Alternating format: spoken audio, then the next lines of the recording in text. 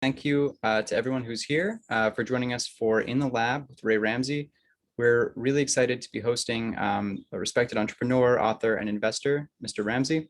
And this program is an extension of If Lab, the Idea Factory, which is a multi-use space designed to foster and nourish entrepreneurial growth. We're opening our permanent brick and mortar space this summer on July 10th. In Kensington, and everyone on this call will get an invitation. Looking forward to seeing you all there in person. So as a quick reminder for the folks who need it, If Lab provides up-and-coming entrepreneurs with professional services, including co-working, legal and financial resources, and an accelerator and mentorship program that is designed to jumpstart business at literally any phase of its growth, from a concept to scaling and exit.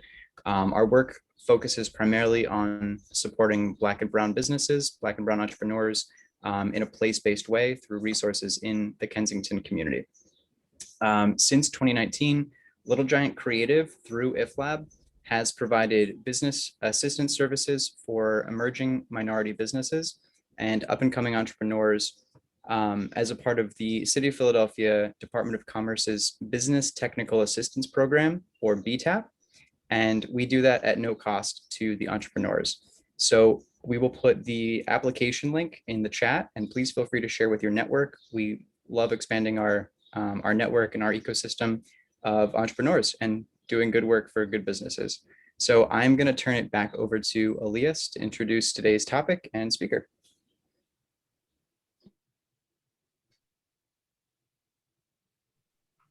Hi, everybody. If there's a little bit of a lag, my internet is being my internet. So tonight's discussion will hit on the lack of development of affordable housing that contributes to the displacement of Black and Brown families. We'll talk about the economic inequities that are affecting job opportunities for small businesses and the unequal distribution of financial resources, support, and investment opportunities that stifle Black and Brown entrepreneurs. As some of you may know, If Lab Presents in the Lab is a series of digital conversations for Philadelphia minority entrepreneurs and invested industrial professionals. We really want this space to cultivate intimate, interactive, and non-academic discussions with international or national experts in a variety of fields. So without further ado, I'm going to turn it over to Taib Smith, our moderator, and begin our discussion with Rey Ramsey. Cool. Thank you, everybody. Thank you for those of you who joined us, and especially Rey. I know you're a busy man and your time is valuable. So I'm just going to jump right in. And you have a very esteemed and diverse career. From I know the work that you do at Nathan Cummings Foundation. I know the work that you're doing currently at Lafayette Square. But before I dig into the questions about housing, how does someone I know your family started in Cobb's Creek, and now you're a national player. So how does a African American man of your age go from West Philly to where you are today? Start where you like. The hitting the gene pool right because of two great parents, and my mom is deceased, but I always describe her as a tough Philly girl. And my father is kicking strong at 87, and he's a tough guy, and he just bought a car the other day, and you're not going to get that car away from him. And so that was a big head start, and we moved, and education was a big part of it. And I'll never forget a conversation with my mom, and we were my brother and sister and I, there were three of us at the time, and we were integrating the school. And literally at that point, there were 3 Blacks in the entire school, my brother, my sister, and myself. And so my mother was like, she gave us the talk to prepare us. And there were words I had never heard before. I'd never heard the N-word, because one, that wasn't in vogue. So music was very different in my day. So that wasn't part of music. Diana Ross wasn't dropping the N-word, or nor were Gladys Knight and the Pips and some of the people, or Aretha Franklin. So, and so we didn't speak like that. And so she said, you're going to hear this, and this is what they're going to do. And so I'm like listening. And then the juxtaposition in the conversation was, she said, there are 2 things I want you to remember. One, no matter what you tell me that they did to you, I had it worse. And then the second thing is that it has nothing to do with the grade you're going to get in math or science or English. So go get it. And that was it. There's a lot that you addressed that kind of speaks to my heart. So the film clip that we first showed, frankly, is an ode to women like your mother, women like my mother. My mom died 11 years ago. It probably took me 4 or 5 years to articulate that. I believe, she died from a confluence of issues that I would describe today as structural racism, right? And we know how infant mortality rates for African-American youth or children. We had a project in Cleveland a couple of years ago, and a colleague just mentioned what the infant mortality rates were near the Cleveland Clinic. And I know the Cleveland Clinic is known as a national best practice in some terms, not just in healthcare, but in development, right? So to kind of speak to the work that you do post-COVID and post-2020, there's a lot of talk about investment in Black communities. There's a lot of talk investment in Black entrepreneurs, but the confluence of issues that we deal with are intergenerational and historical. So could you speak to why it's so difficult to fund particularly affordable housing? Or I think when we first met, we had a discussion about NOAA, naturally occurring housing. Feel free to respond. Yeah, I think, Taib, that it's housing, the issue of the lack of it is at one hand, very simple. It's a supply demand issue. And then the other side of it is it's complex because thinking about housing in an urban context, there is a long history of intervention in communities. And if you look at it, there are some common threads. There's always been money thrown at it, probably since the turn of the century, since I tell people it's like the steam engine came along and it drove people to move to the city, the Great Migration. And so we started getting overcrowding, and then we started having a supply-demand problem. And so then capital started coming in, governmental capital, charitable capital, private capital, mixed with policies, good and bad, intentions, good and bad, racism being part of those bad intentions. And so then you started to get this manipulation of, well, where does the money go? Where's the highway built? What's the role of technology? What's happening with migration? So it's the confluence of all of those issues. And then you have a level of incompetence that occurs where you have cities that one agency is saying we're promoting housing and another agency is attaching systems development charges, making it very difficult to afford it. Or you'll have a mayor say, I want it, and then exercise no control over zoning, which makes it hard for it to happen. And so people have used zoning as a tool to keep people out and away. And then we know we've gone through a history of different forms of redlining with the commercial financial world for years. And so there are different forms of redlining. So all of that gets us to where we are. And then when you throw in the Great Recession that we had in 07, 08, people losing their homes, and now people of color, Black folks, are so far behind in terms of home ownership. We've not recovered from the Great Recession. And then we have a lot of people that were priced out of the market. Many parents saying, can you move out of my basement? So you have more people living at home and more intergenerational, going back to the old days where people are living together and we're underbuilt. And so there is a crunch for people to have that. And then the last thing I'll say about it is now you have housing being viewed even more from an investor perspective as a commodity. And so very quietly, you have certain private equity firms going in, buying up a stock of housing, single family homes or attached single family, and renting them out and turning it into a commodity and owning it as a corporation and shooting the cost up dramatically. And because there's such a narrow supply and a high demand, what do you think happens with cost? And that's where we are.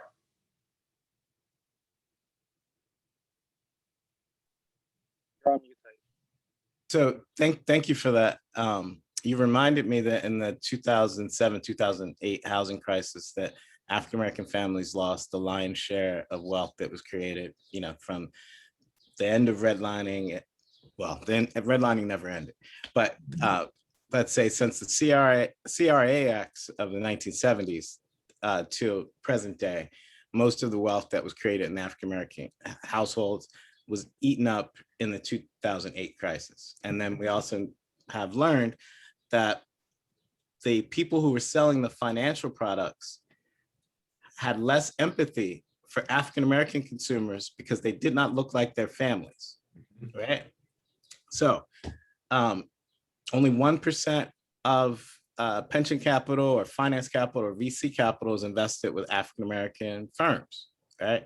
We have a 10x differential between white household wealth and Black household wealth. And I want to correct you on one statistic. Please. And you've got it down because I want it to emphasize that it's even worse. So if you looked at the $77 trillion roughly that's in private equity and venture and that form of private capital, and you said, well, if I wanted to combine women and Blacks, women and people of color combined, it's about 1.2%. So that's inclusive of women. So that tells you who's left holding all the money. And so when everybody comes up with all of these plans and strategies and the alphabet soup of initiatives, one of the first things I say is, tell me a little bit more about where the wealth is going. And I remember appearing in New York when the Opportunity Zone legislation came in, and that was a gold rush of people coming together. So I'm in a boardroom in New York, all the guys around the room, and I made the room uncomfortable when I said, let's have a discussion about development and about who benefits, because I understand that development can be highly extractive. And they all looked at me and I said, because you'll leave a nice building behind and all of the wealth gain goes over there. Mm-hmm. So what are we going to do different? And no one, literally no one addressed my question. Mm-hmm. I've had that experience. So could you maybe speak to some solutions that we should be advocating for, lobbying for, or how we can better inform people around, possibilities, particularly with the new environment where everyone's talking about it, but I don't know that many Black real estate developers, Black entrepreneurs who've received the post-BLM press releases about investment. Right. I think it's multi-level. So let's start with public policy. And I think that as Black people, we have to do a better job of holding people accountable. I think we're very quick to celebrate when a certain political party wins, and then there's no accountability after that. And that applies at the municipal level all the way up to Congress. And the question is, what have you done? And candidly, what have you done lately? And so I think there has to be a look at that, and also looking at the net results of some of these policies. 1, 2, so that's the voting booth. The other is getting in the game around policies so that we're not always on the receiving end and doing a critique of a policy after it's done.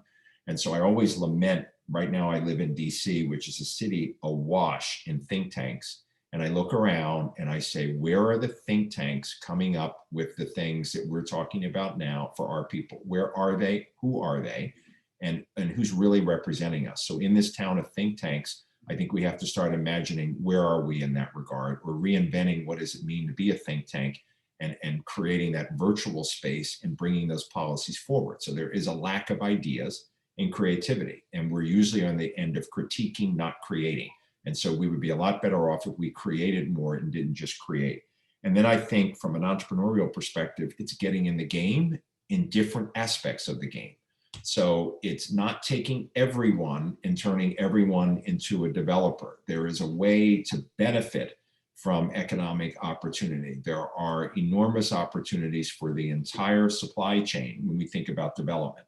And so all the way from the white collar positions, who's getting the legal work, who's getting the accounting work, because that's all relevant, all the way to the gardening work. So there is an enormous, and I've seen studies over the years, for every dollar spent in the development of housing, it creates 1.3 jobs in terms of economic activity. So every time you see something going up, just imagine where does that wealth go? And that's not just a developer fee. And then in the development world, having people be involved in that and taking that on, and the art and science of development. And then there is fund formation and fund creation. And you and I have spoken about this in the past. They're not the same. They shouldn't always be commingled. And somebody's got to aggregate capital and bring capital to opportunity. And both are actually equally important. Capital without opportunity is meaningless. Opportunity without the capital is not going to work.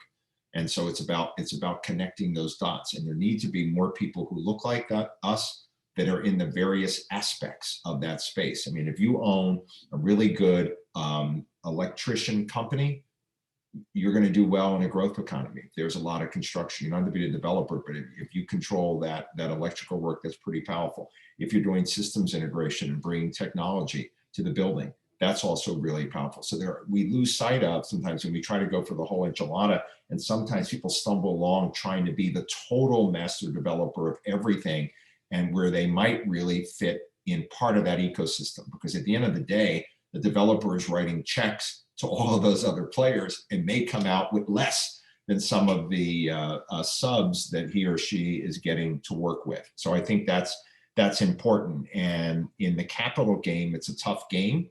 It's endless sales, endless judgment. And then again, if you aggregate capital, you darn well better have an efficient way to get it out, because you can raise that first round, but you won't get the second round. So can you speak to maybe some of the challenges, particularly for African-American POC women entrepreneurs, because of the lack of capital? Like oftentimes that there's a rhetorical that we want more RFPs from Black and brown firms, agencies, developers, but we will penalize them for not having capacity without ever dealing with the intentionality of policy to keep us out with each generation. Right. So in this moment in time, when there's a lot of rhetoric about Black communities, investment entrepreneurs, but we still have a higher hurdle for capitalization, how do we make those two realities more transformative? Well, when you think about letting people off the hook, and I talked about earlier about how we let the political class off the hook with no accountability, you can just put that on steroids when you look at a lot of private sector firms who have had a panoply of announcements and putting up BLM signs, and then their contracting practices don't change. They don't do anything to help people get bonded to be able to get the business, and they're really not in the game of opening opportunity. So if you're really going to be in the game of opening opportunity, then you're thinking about these things. So we're putting a lot of emphasis on at Lafayette Square about creating a program to support diverse managers, so other people who want to manage capital, but also expanding that to diverse developers and understanding the unique issues that they have. And so it's operating lines of credit to help them operate their business, coming up with an equity product so that they can participate and show up maybe with a majority developer, but now you have equity in your hand and it changes the dynamics of power. And so these are some of the things that can be done. And if more people would use those kinds of practices, we could have a multiplier effect. And then when the public sector is opening up opportunities, making it easier for a developer to get site control.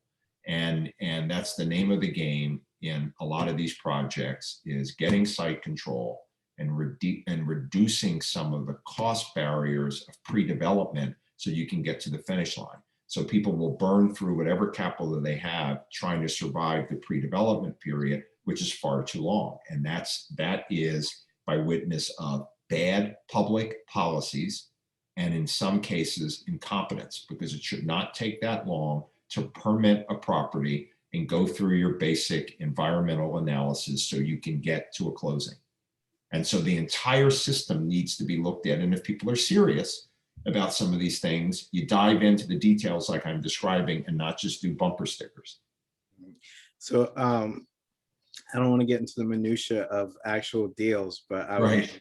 I would And love, you know, I can go there with you. yeah, and I'm not going to do that to the audience, but I would love to bring you to talk to the land bank or to city planning and have them explain what the pathway is, particularly for an African-American developer to get site control, to hold site control, to pay pre-development costs, to bring on a contractor to do an analysis of the land, to see if there, you know, is it a dirty site? You also have to hold capital because they will say you're not capitalized to actually do the deal, right? And that might take 2 to 3 years, right? So no, And in which case you would have lost site control or you're out of business. right. So there's this, what I like to call a grand gaslighting of particularly Black women, marginal community entrepreneurs, because you're penalized while simultaneously asked to run faster. And there's way too many instances that there's a naivete also because as we mentioned briefly earlier, there is no representative business press. You know, the large majority of the business press parrots like a corporate speak of what's in the best interest of large institutions. So yeah, there's just so many challenges in trying to fight these battles. For example, most people here have probably heard me say that Philly is 43% Black, 63% POC, but according to Pew, somewhere between 2.5 and 2.8% of the businesses are Black owned, and the large majority of them have annual revenues below $1 million. Right, so in a city that has 26% poverty, like it's maddening that you still have to play rhetorical games about, you know, Black finance, Black life, and Black communities. Right. No, let's see. Part of it is, Taib, and you're nailing it, right? And so a lot of this stuff is nonsensical, and that's the nicest way I could mutter some of the things that I really want to say, and it's irritating.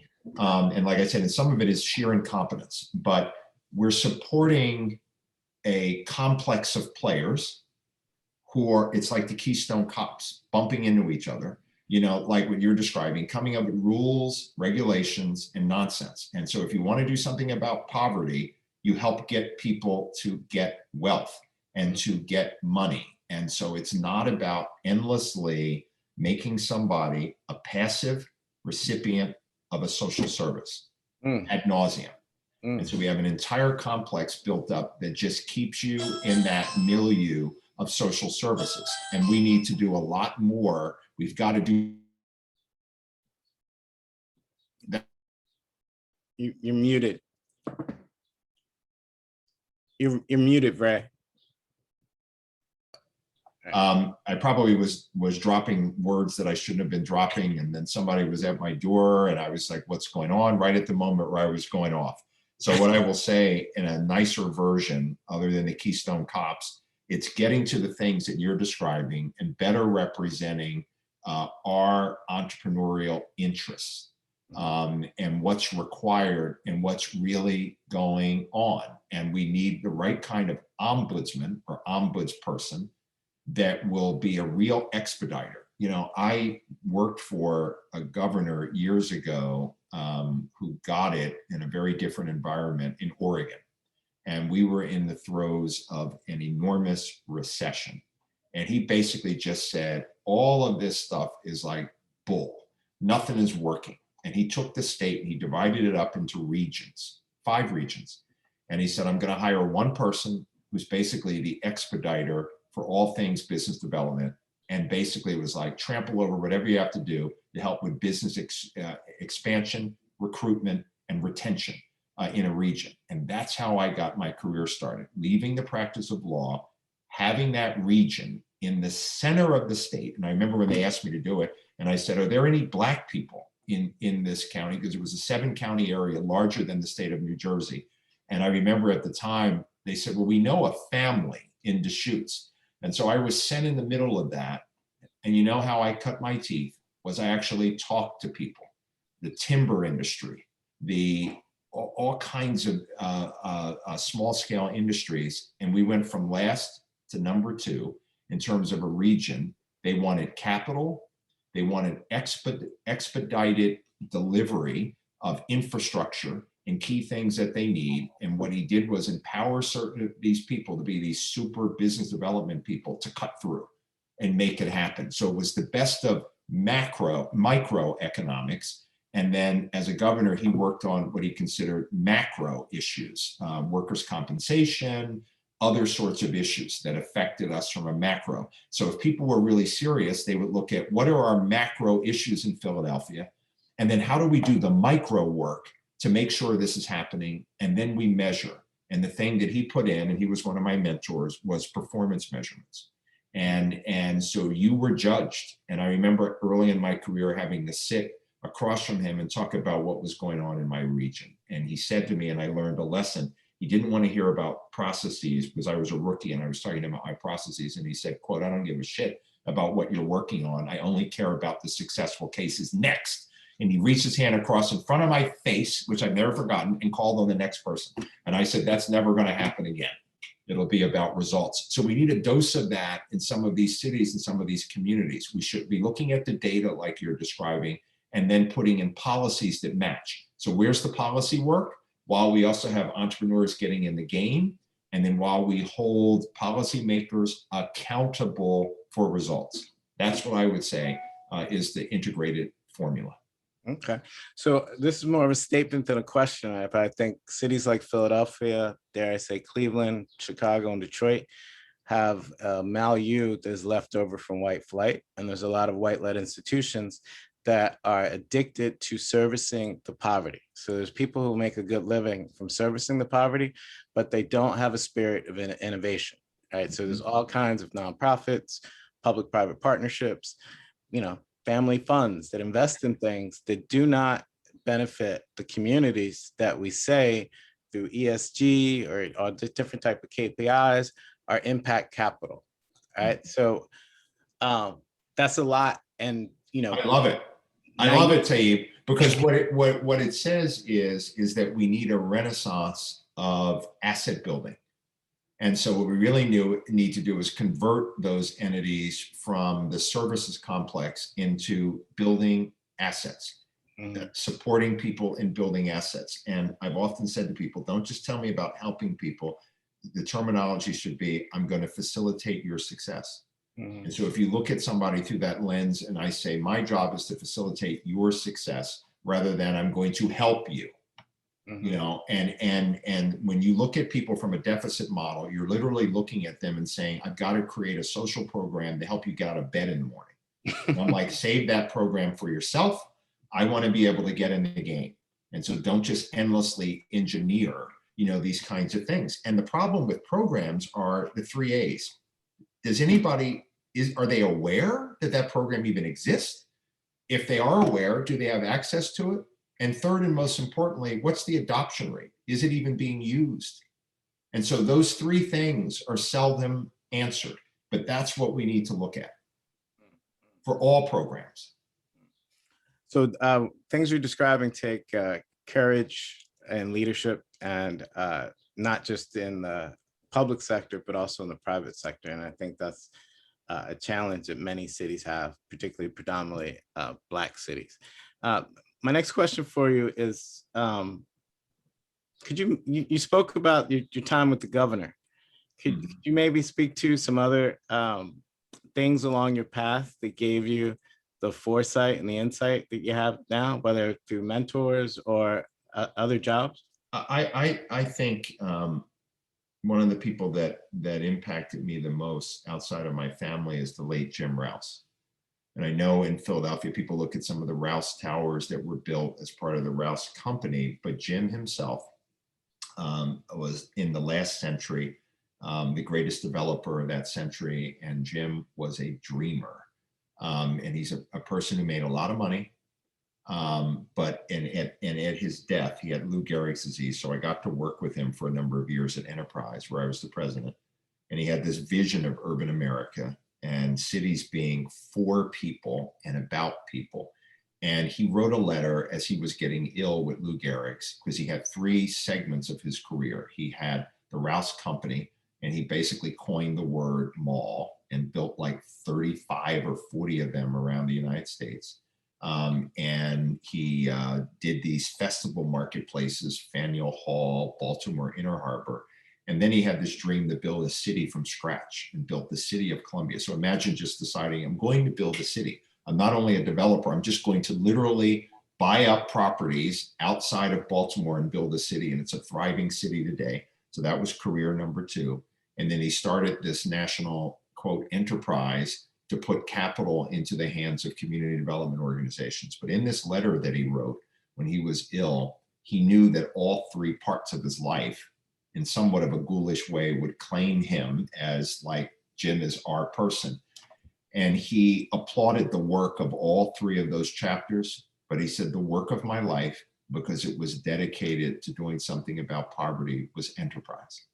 And I'll never forget that. So out of all the things that he did, that's what he cared about most. And I got the privilege of being able to work with him, to be able to walk around Columbia and understand why he made certain decisions. And his rigor, intellectual rigor, his empathy, his compassion for people who were least of thee, were very powerful things. He was a ruthless, tough businessman in terms of, we got to make it work.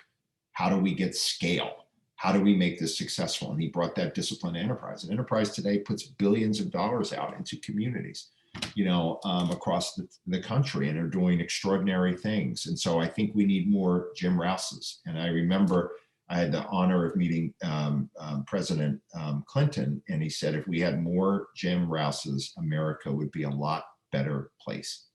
And so I would say that he's the other person that had, like the biggest influence, but that dreamer in him is remarkable. He's like you're a dreamer too. So he keeps coming up with different endeavors, different enterprises. And I asked him, I said, what do people think that when you wanted to start a city? He said, as kooky as I was for everything else, I decided when I was going to take the rat-infested Inner Harbor in Baltimore and turn it into this festival marketplace. And it's like one of the most successful landmarks in the country. And it really reinvigorated an entire city. One dreamer, great ideas, recruiting other people, and executing. That's how we do it. And if we all can follow that in the spheres that we're in, there's a multiplier effect to that. So I'm going to tease Daniel Beer, who I know is here, but Daniel, that was like Ray's Black Thought freestyle. We're gonna chop up for you.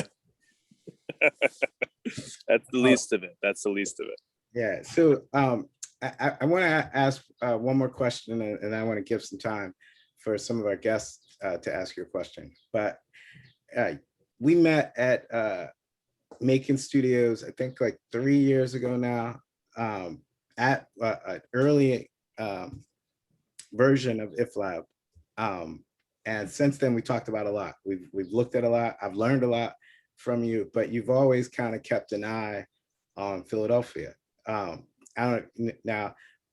I know that probably has something to do with your family history, but I also know you're a businessman. So could you maybe talk from the perspective of Lafayette Square, what you see in Philadelphia as an investable potential? Oh, I think Philadelphia is oozing with opportunity. Opportunity always starts with, you look at assets. And what's the number one asset you look at? You have people. And you have people that are skilled, who are tough, who have stayed, who care. That's a lot to work with. What else do you have? Enormous inventory of properties, of land, underutilization. So you have the underappreciated assets, lower than where they are. It's not overappreciated. So one would look at San Francisco and you would say you're over appreciating that. You would look at Philadelphia and you go, you're under. So as an investor, you say, isn't that the right time to come in and make human capital investments and investments in other tangible assets? And then when you combine that together, you get a win. And a win for us is always 100% connected to real impacts. Are people sharing in the economic benefits? So when we think about housing, we look at that supply chain that I was talking about. We look at issues around sustainability. And we had a retreat recently, and one of the things I talked about in the retreat is I called it the internalization of the dynamics of place. So if you're an investor, there are things you have to internalize. And what I said is you don't just come and drop land money. It's about listening. It's about learning. It's about internalizing, I called it incumbency, but there were already people who were there. And if you internalize all of those inner core values and you think about this work from the inside out, you've got a real chance to make a difference. And I look at it in a Rousean approach. How does one measure their success? And it's not just maximizing the internal rate of return. Excellent points. Thank you. So I want to give some of our guests the opportunity to ask questions. And I want to be respectful of your time because I know we've all had long days. Akil, I see that you were in the chat. Do you want to come off and introduce yourself and ask your question? Hi, everyone. I'm Akil Robertson. I work with the Mural Arts Restorative Justice Department, specifically the GIL program, which helps people reintegrate back into society. And I'm always interested in, first, Taib, it's good to see you again, and Rey Ramsey, it's excellent to meet you. You too. I found your conversation to be incredibly enthralling. Gentrification, development, redlining are things that I think about very often. Specifically, my role as a Black man in an organization that may be in some way benefiting from service and poverty in so many ways, but also offering opportunities as well. It's a dichotomy I'm still wrestling with. So I wonder, and I asked this question in the chat, what does the facilitation of success look like from the point of view of an engineer whose relevancy comes from their ability to control the pace of change through things like servicing poverty? I read a very interesting paper which talked about white people's ability to control time. And what they specifically meant by that was the time and pace of change. And I think that's something that's so interesting, specifically in development and city planning. The fact that we see certain communities left out, certain groups left out, capitalization, equity, not being available to certain people. And then, over the years, ostensibly, it is done in a way in which is more palatable for the people in control. And so when you say, success and metrics of change that it might benefit us, I'm kind of wondering from the point of view of, for lack of a better word, them, what does servicing change look like? Well, from quote, their perspective, remember, it's always going to try to stack up to keep power, right? So those who have it always fight to keep it. That's just a universal. It's never just sort of like, oh, I want to hand over my, and so that's why a lot of things are symbolic, and most forces line up for status quo. And so when I gave that orientation about it was meant to be exhort those who are in control of the services industry to look at people through the lens of their possibilities, not through the lens of their deficits. And so if you spend, and I often say to folks when they're thinking of strategy work, any kind of strategy work, and I always say, use both parts of your brain, use both eyes. And so I call it the 2 M's. A lot of times we look at the problem side. A lot of times if you get a group together to do brainstorming, everybody spends all of their time on the problems. It's inevitable. I have facilitated groups and it's a laundry list of the problems. And then try to take that same group, even if it's just us as people of color, and say, now let's focus on the asset side. What's working? What's going on? And you get like, so kind of like everybody does it. But let me tell you why that's important. If you're trying to advance and you're sort of doing an exercise of where do I have deficits, the M word is you try to mitigate or remove deficit. So it's an exercise in mitigating a problem. The other part, which is almost never done, is when you look at something that's an asset, something that's good, what do you want to do with that? You don't want to mitigate it. The M is I want to maximize. I want to maximize the opportunity. So if you're allocating your mental, emotional energy, the money, or your time, ask yourself, how much do you allocate to opportunity versus deficit? And that's just something for everybody to keep in mind. And so when I'm working on strategy, I force that issue to look at it because both exist. And the greatest entrepreneurs in the world will say, yeah, I see the problem. I see it, but I'm chasing. That's what Steve Jobs did. I'm chasing the opportunity. And so we get taught to work in the mire and the muck, and you're stuck because what does mud do? Sticks you. It's slower, the pacing. And there are opportunities that are right there. It could be grabbed hold of, and we don't do it. And entrepreneurship requires one big thing to go after more than anything else: the willingness to take a risk. And so even somebody with great wealth and fame, like a Jim Rouse, who was my mentor, was already rich, already famous. So his desire to jump into new businesses, new things, were risky because he's risking his brand, not his livelihood, but his brand. And rich folks, they care about their brand. And so he didn't do it for money. He was playing until the whistle stopped, till he died.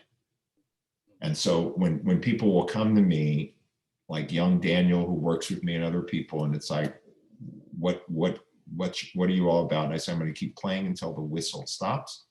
And I'm going to keep going into different industries and different things because I want to taste life and I want to go for it. And that means you take risks. And a lot of people don't. And so sometimes they're just happy to have that job. And there might be an unbelievable opportunity right over here. If they just tilted their head a little bit to the right, there it is. And so that's what happens to us. And that's not always the majority population, but the world is stacked to make you only think about mitigating and never maximizing. But never forget that. If that's the one thing, if you can remember from the conversation, mitigate, maximize, do them both. So excellent response. I'm going to get to you in a second, Richard, but that is a complication. What you just described is the appetite for risk, or it's like there are certain personalities for entrepreneurship, and there is a renaissance, or dare I say, like it's in vogue to talk about being your own boss. Yes. Right? But being your own boss is like a dedication to like drive, almost being hard-headed, irrational confidence sometimes. Yeah. Like, love it. And yeah, I do too. But there's a lot of people, I believe, who think they want the freedom of entrepreneurship, but it's hard to get your mind outside of the idea of a job or a salary. And I think, but see, I tell you, you can be an entrepreneur in so many different ways. And it's entrepreneurship is more about a mindset. And don't confuse that with starting a business, because it's not necessarily the same thing. You can be a Renaissance person and never start a business, because you choose to go into the arts, because you love the arts. It's not about selling it, it's about creating it. You can be an entrepreneur because you want to help other people. And that's a very entrepreneurial spirit, and you want to find a new way to do that. There's nothing wrong with the services industry, and you've decided to do that because that's a life love. And so I just view it through a certain lens about tasting life, exposing yourself to different experiences. Lifetime learning is a form of entrepreneurship. I have a very expanded view of that. And we sometimes judge ourselves. It is not for everybody to, quote, own a business.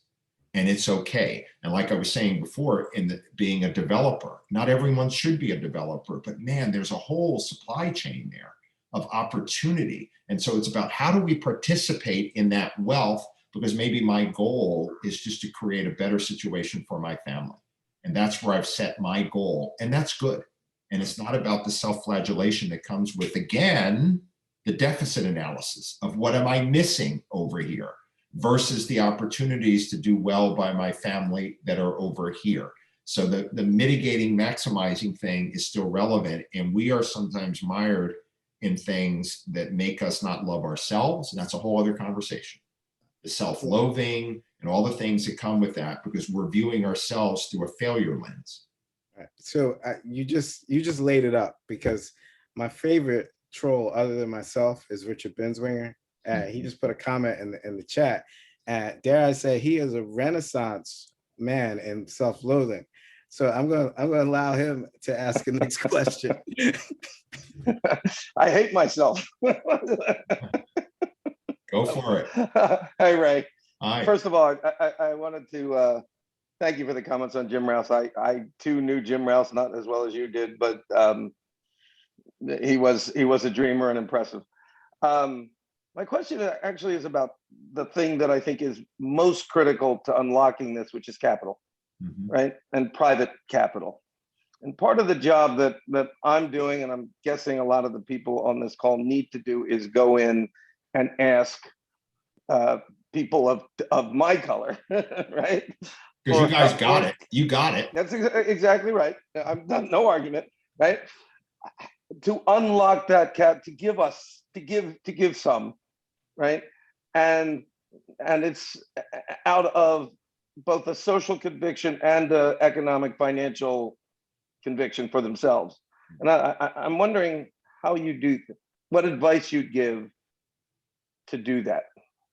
The same advice that I give anybody, and that is to be prepared. To be prepared for every question, to be authentic. So it's not about morphing yourself into something else. I think it's showing up as who you are. It's like Malcolm Gladwell in his book, Blink.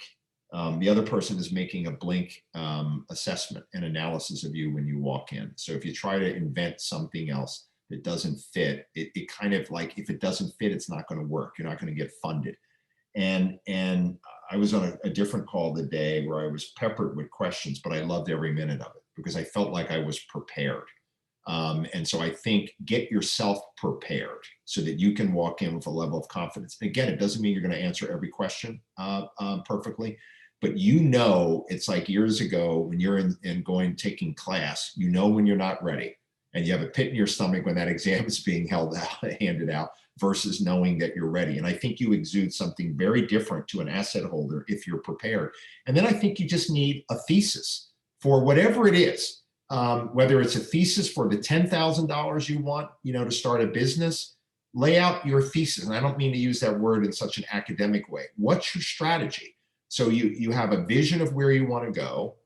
Why is that an investable proposition? And be able to explain how you're going to pay the money back.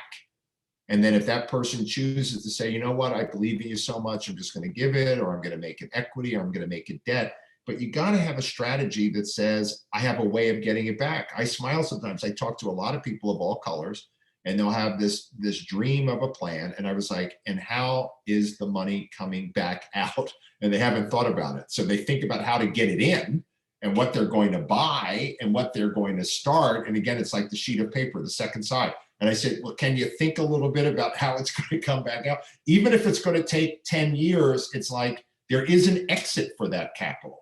So it's either going to be by annual cash flow or there's going to be a liquidity event on the back end. What is it? So there are just basic fundamentals is what I would say. Know what those fundamentals are, make it work for you, be authentic, and then be prepared for the questions. Don't be shocked when you're asked certain key questions. That's what I would say. Thank you for that. Does anyone else have any questions before I call on anyone? Adriana, I'm your board member, so I know you gotta have a question. You do this to me at every one of these. I love this. Hi, Ray. Hi. Great to meet you virtually. I'm Adriana Bisade, Executive Director at the Kensington Quarter Trust. As Tayyip said, he serves on our board and was one of the founding members. We're a neighborhood trust based in Kensington, and we're really trying to think through a lot of the things that you're talking through today, right? So gentrification and displacement of Black and Brown families, how we get capital to flow into neighborhoods without it being extractive, and really thinking through neighborhood power and control as a part of the governance structure, as well as a part of the ownership around the collective space making, right? So we're bringing these assets into a trust and really thinking about how the neighborhood is going to directly govern and control those assets in collective and common space.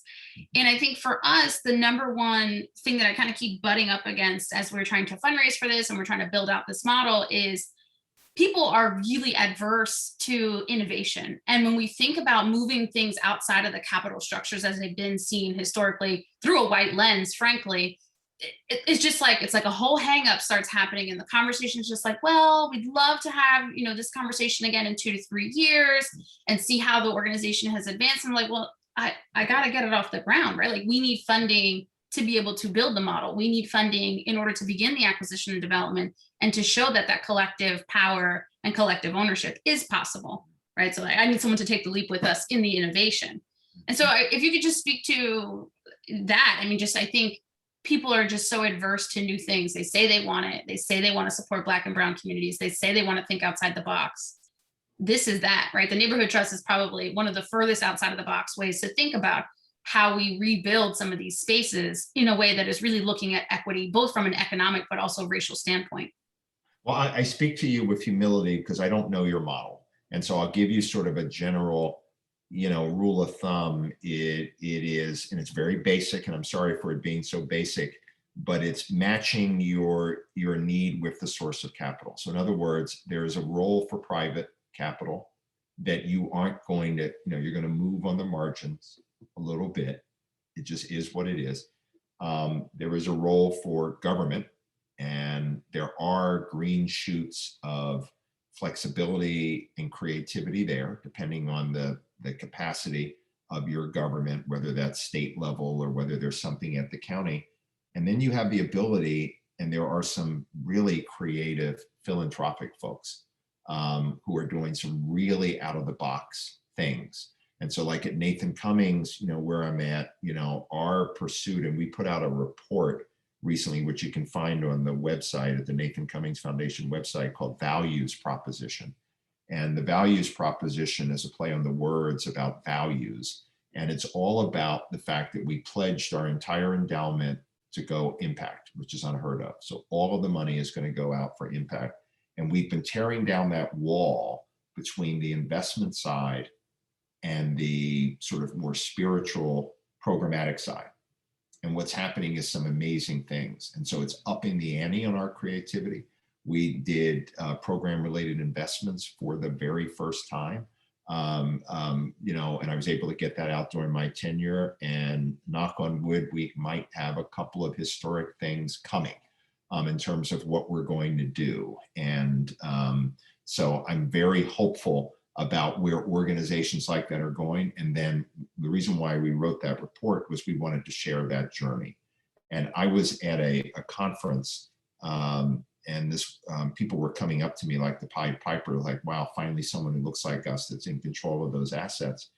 And they were asking me, because of course they thought I could make every change. And I said to them, you have to get 4 yeses inside of philanthropy on the investment side. You need the CEO that represents the staff. You have to have the trustees. You have to have the investment committee as the 3rd yes. And then you have to have the investment professional. So if it's outside professional, OCIO, or internal, the CIO. So you got to take those 4 vertical elements and you have to align them horizontally by a set of values.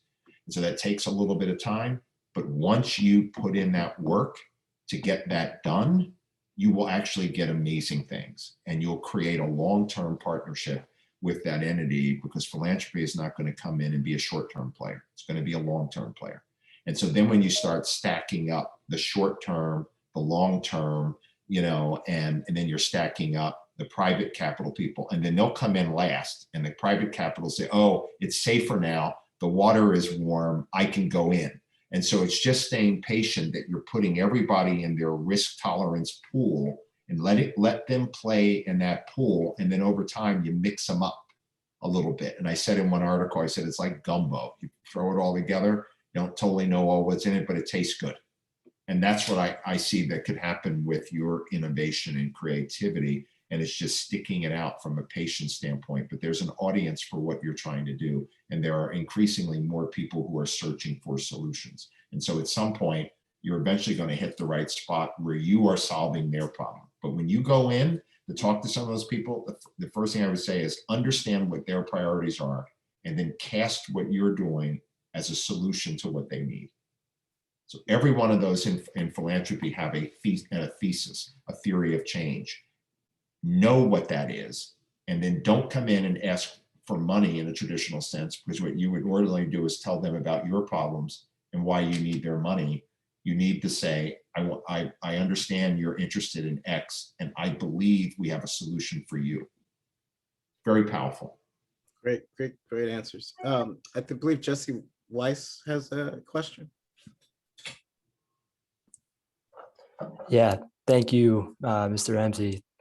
Thank you for your talk so far. Something that you mentioned was, getting people at all ends of the real estate development process, not just the developer itself. I work for a large development company in Philadelphia, owned by white men. I'm a white man. We contract mostly with firms that are owned by white men. What guidance would you have for someone like me, relatively early in my career, to advance how the company can diversify the architecture firms it works with, and the legal team, and the accountants, and kind of the construction side, knowing that obviously things are bigger than I'm not making the decisions, but what can I be doing day to day to make sure we're pushing and trying to look at diversifying who we work with. Well, I just want to say, it's really appreciate you stepping forward with that, and it's people like you which give hope that we're gonna see a different world.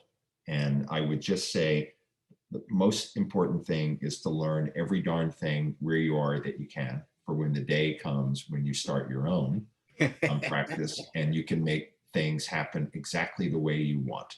But absorb all of that, and then you'll have moments. You'll have the occasional moment where, if you know of somebody that you can refer, that's the biggest moment. It's not the esoteric about the values, because people are going to look at you and go, I don't need your lecture about wokeism. And so, but when there is that opportunity, and if you've gotten to know somebody and you feel good about their work, all of those things are important, then you could say, you know what? I know of a really good electrician. We ought to give him a shot. And that's you taking your shot. You may not be able to be successful with it, but you're developing the muscles to be able to do that in the future. And then, be ambitious and learn that, and stay restless. That goes along with being young. And you just plot when you're going to have your own, just like I always did. Because I know you young guys always sit there and go, I can actually do it better, than those people. So I used to do the exact same thing. And so keep that spirit and that sense of justice that you have. And thanks for your question. Thank you. I'm middle-aged and restless, so I'm gonna push back at that a little bit. And I guess to be respectful to everyone's time, unless Karen or Mona or anyone has any last questions.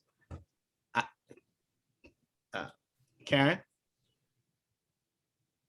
you're still on mute. What I was thinking about as you were talking was intentionality. And I think Philadelphia has developed a model of justice that hinges on Black political representation. And what we've come to find out is that many times Black political representation does not actually represent the community they are put there to represent. So how do you mitigate against people who are in place, who look like us, who are charged with representing us, who don't necessarily represent us when these issues come up, so we understand what the playing field is, and they're not advocating to open up these spigots of financial support, and they're actually barriers. Mm-hmm. I don't know how far Taib wants me to go, so I get on. Go, triple go, march. go. No, it's go. gonna, you know, because Bar. my reaction is vote them the hell out of there. Because we have too many people like that. And you've just laid out one of the quintessential problems in urban America. And so if you did a head count in many of these cities, and I'm like, including some of the policing and some of the other stuff that we get that we don't want, shitty schools, all of these different results. And I look up and I go, are you kidding me? And then it's like, and you appointed the zoning board. And so, you know, again, it's the lever of organizing, running people like Taib or him and saying, let's put somebody in there, you know, like that. Oh, and no. Oh, no. I'm private sector, baby. and the think tank part of it, which is really mapping out in different areas the kind of strategy that can be handed to people, a practical blueprint, and see what they do with that. And then if they can't move, then you know you're either dealing with indifference, or corruption. It's one of the three, and then you need to do something about that. But that's the awakening that needs to happen. And I'm hoping that makes us all more awake and to say, you know what, we know what we're looking for, and business as usual doesn't work, you know, like you were saying, and we've got to do something about it. But I think calling people on the carpet and then monitoring the results of what's going on. There's no excuse with the population mix of Philadelphia, like Taib was giving the statistics and all of those different bad things, and for it to go around being the poorest big city in America is a disgrace. Amen. Sitting in the middle of transit, sitting between some of the largest markets in the world, and for it to always appear like that doesn't make any sense. Thank you. Mona, do you have a thought before I ask my last selfish question? Selfish question. No thoughts. It's just been a great talk. So many things that you share. And the thing that I say, I think I know I'm not saying this right, not stopping until the clock runs out. You know, and I tell people I'm using everything I have because I'm not leaving anything on the table. If I've been blessed with it, I'm using it to make a living, to do something, to make art, whatever I'm going to do. I'm using everything I have. Amen. That's beautiful. So, Ray, my selfish question is like, I felt like you were a mentor after our first conversation. So knowing what you know of me, other than ever advising me to run for office, because that's not happening. I always try to get somebody else to do that because I haven't done it. Yeah, that's not happening. But what advice would you give to me at this stage of my career? Well, I'm just a passenger watching you, and I can't wait for you to connect more dots. So one of the things that you do are connecting dots, and I often talk to people about my philosophy of boundary crossing. And I think the best breakthrough opportunities are crossing boundaries and then connecting dots that not everybody can see today, but will reap the benefits tomorrow. And I want you to continue on that and stay dedicated with that, and then not be afraid to ask for help. That right? And so you're used to your solo journey, but there's help out there, young man. Yeah. Thank you for that. Thank you for today, and thank you for the advice, knowledge, encouragement that you've given me since we first met. And please use me as a resource in your current endeavor and your future endeavors. I greatly appreciate you. Thank you, and thanks for having me today. It was awesome, really awesome. See all of you soon. God bless.